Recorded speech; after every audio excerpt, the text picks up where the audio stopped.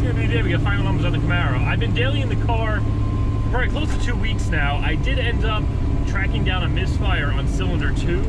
The coil ended up being bad. I had an extra one in storage. I just swapped that out. I ended up swapping all the plugs. They all look good, by the way. I did a compression test. Everything was even, so everything seems like it's 110% ready to go. Once again, the fuel system now, it's perfectly doing what it needs to do.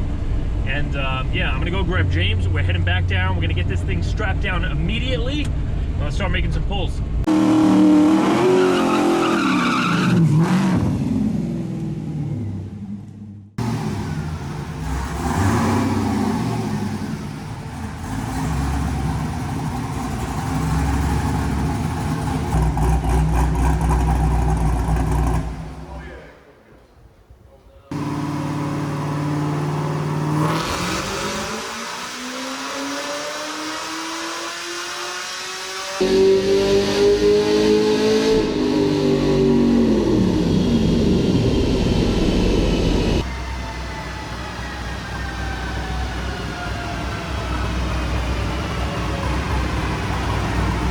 All right, guys, so we just finished pretty much the shakedown pass.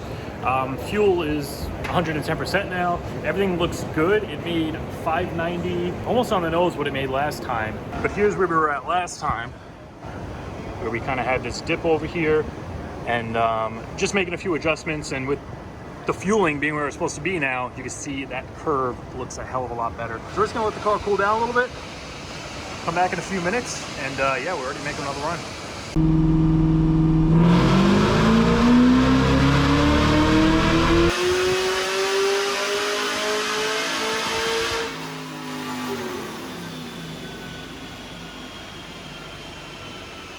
All right, guys, hit number 2. James gave it just about 2 degrees of timing. We're up to 633 and 584. Weather corrected, 626, 578. So we're getting there.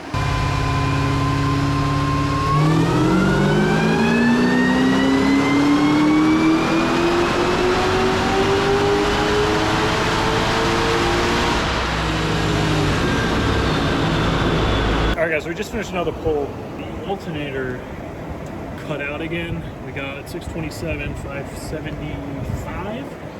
So right now I have some wire. Basically, I'm gonna bypass the Holly altogether, because just like last time, for some reason at about 5,700 RPM, the alternator turns off for like 200 RPM, fuel pressure goes to shit, then it turns back on 200 RPM later. Don't know why it's doing it, don't know if it's the wire from the Holly, the exciter wire, cutting out for some reason. If the alternator just has a problem, if the alternator is heating up and just turning off and coming back on. So to kind of eliminate the Holly, I'm going to just jump the exciter from the alternator straight to the battery temporarily. At least now, if it happens again, we know it has nothing to do with the Holly, and it's just something with the alternator. We know that it's getting a good exciter signal, and I'm just gonna have to send it out and have it checked. All right, so I managed to make it simpler. I was just gonna run a wire to the battery, then I realized we have battery voltage right on the freaking alternator, so I ended up cutting the exciter from this harness that comes with the alternator, and I put a terminal on there, and I just jumped it straight to the power terminal, so that's gonna eliminate the Holly.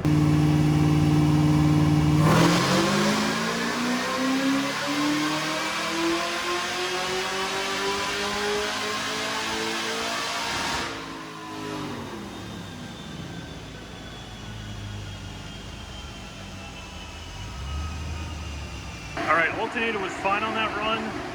We got 631, 576, and he spun it out to 6,900, and it still wants to make power. So I think we're gonna try again, take it up to 7 this time. All right, so we're about to start going with the meth. We brought the rev limiter up to 7,100.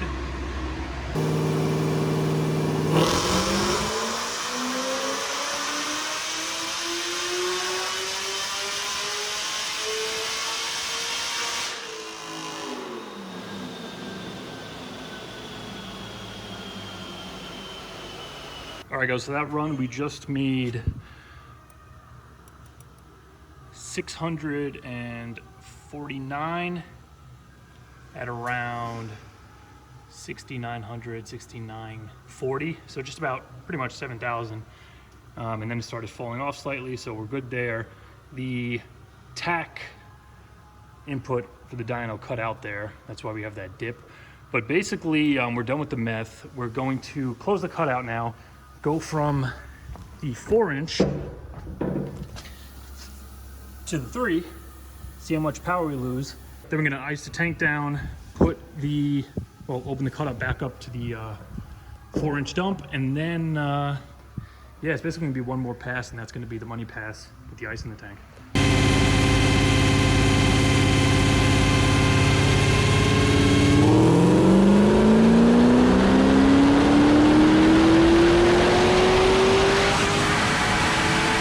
All right, last run with the cutout closed, going through a straight 3-inch 644. So we only lost literally like 5 horsepower going from the 4 open, neck down to the 3 with the cutout closed, and it did make more boost. I'm surprised it wasn't more of a loss. So the straight through Dynamax that I have on there, even though it's a 3-inch muffler, hell, I guess the pipe is able to flow. But then again, we were saying that the entire thing is 4-inch all the way up to there.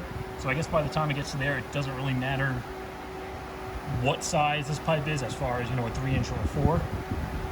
So yeah, not too much of a loss. But now we're gonna go ahead and ice down the tank, go for one last run, get the final number, and yeah, I'll be driving this baby home.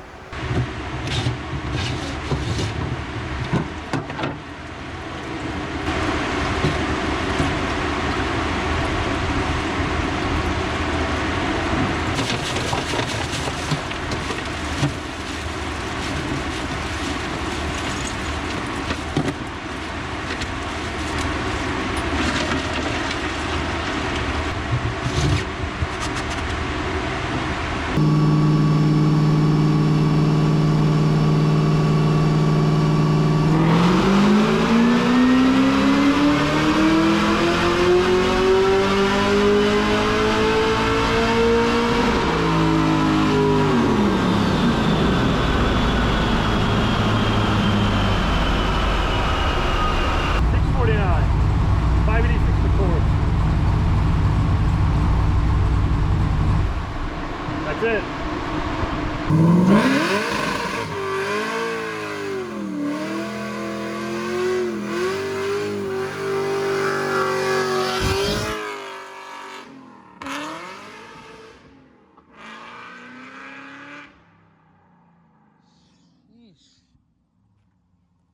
All right, guys, I made it back home. The Camaro is finally tuned. It was a long road between the fuel system issues, and we did kind of run into some problems towards the end, but luckily I got them sorted out with the alternator. I don't know if I mentioned it in the video. I'm probably going to find out as soon as I edit this, but the problem with the alternator, after I moved the wire from the battery, or, you know, I jumped it from the Holly triggering it straight to the battery, it didn't cut out anymore. So maybe the Holly for some reason was turning it off. I really don't know why. I ended up running a wire from the ignition source on the fuse box. I ran that to the alternator exciter connection on the alternator, and it's been hardwired that way, so the Holly has nothing to do with it anymore. And like I said, it's been fine. As for our final numbers, yes, we did make 649 for horsepower, 586 for torque. As you noticed towards the end of the video, or at the end of that final pull, we were a little confused because basically we did 3 final pulls on it. One was going to be final no ice, another was going to be the cutout close, and then the last one was going to be the glory pull final number with ice in the tank and the cutout open. So the first pull cutout open, with all the timing dialed in, it did 649. We closed the cutout, it did 645, which it lost practically nothing, which is pretty crazy.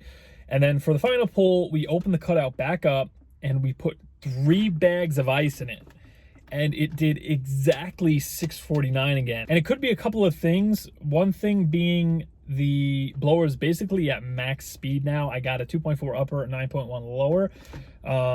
After that, anything basically smaller than that, pulley wise, or like a larger lower to, you know, spin the blower faster, you're basically just making hot air at that point, if I'm not already at that point. I think I'm right on the border of it.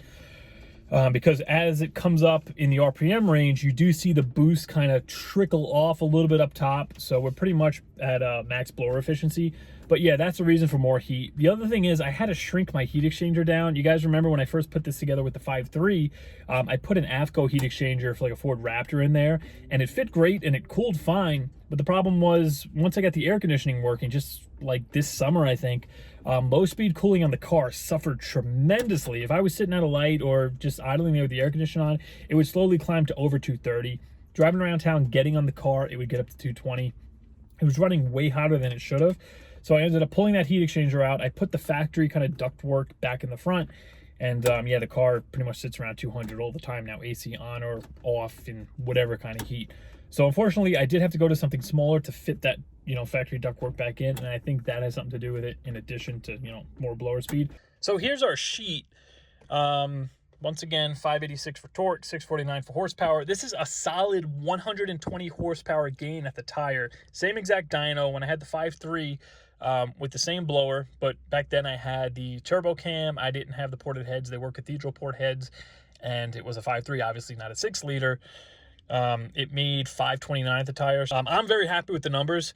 If this was a dyno jet, for anybody who's interested, I was looking online, similar setups on like a dyno jet, like CTSVs and, you know, ZL1s and stuff. They put down around 730 to like 760 at the tire. So I'm most likely somewhere around there. I know with the old setup, once we got it to the track, even though it put down 529, it was trapping at 133. First run out, it did like a 10.8, and then my transmission started screwing up, and that was basically the best time I ever got out of it. But this is a 3,800 pound car. People don't think it's that heavy, but it really is. I had it on the scale at Atco. I had it on the scale with me in it. It's around 3850, 3875, somewhere around there. Depends on how much gas is in the tank. And that was before I had the heat exchanger tank in there. So she is not light, regardless what you might think.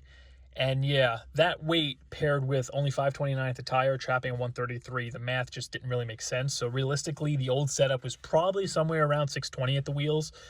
And yeah, once we get to the track, we'll get a mile per hour out of it, and we'll see what it can really do. As for this little dip right here at around 4,000 RPM, we think that's false knock, because with the Holly, you have to kind of fine-tune the knock sensors yourself. James got it dialed in pretty good, but you do have to adjust the frequency and the sensitivity. And basically, you have to look for any knock manually and then adjust the knock sensors from there. And, you know, so it actually pulls timing when it sees real knock. And everything was great in the tune. This is all on meth and everything. And there's no actual knock in any of this. But for some reason down here, we kept getting this false knock, where that's actually where it pulled timing. That's where it's a dip. That's why there's a dip. And James went in there, I think once or twice, and he pulled some timing from that area, and he keeps doing the same thing. So it might be something with the sensitivity of the knock sensors that still needs to be tuned, because we kind of ran out of time. We didn't get to as fine tune it as we wanted to. But as for the power number, that's pretty much where it's at. Once I do the cooling mods, you know, to improve the cooling, we'll probably get some more out of it. But yeah, that's basically what it made right there, the 649. And yeah, as for this, I'm gonna go look at the exhaust. It could be something rubbing somewhere that's giving it a false knock sensor. I really don't know, because this is kind of like the beginning of the pull right when we get into it, and then from there on out, everything's fine. But yeah, once again, I'm happy with these numbers. We are going to be hitting the track later this year, because we're going into boost season. There should be some rentals, and basically from here on out, we're just going to be going for shakedown passes. Yeah, so the transmission isn't ready for any kind of just, you know, go for it, try to get a fast ass pass out of it. The second gear synchro at this point, it grinds unless I just really baby shift it. I can't get on it hard. It just doesn't want to go into gear. I could force it and it'll go, and that's probably what I'm going to do when we get to the track, but it's not going to give me any kind of a good time. So I'm actually going to put a trans in it in the spring of next year probably, so that'll be taken care of. But for now, towards the end of the year, we are going to get a time out of it, take it to the track. We'll test out the new drag setup, the skinnies on the front, and yeah, we'll probably throw it on the scale again just for fun. We'll get a final number on the weight.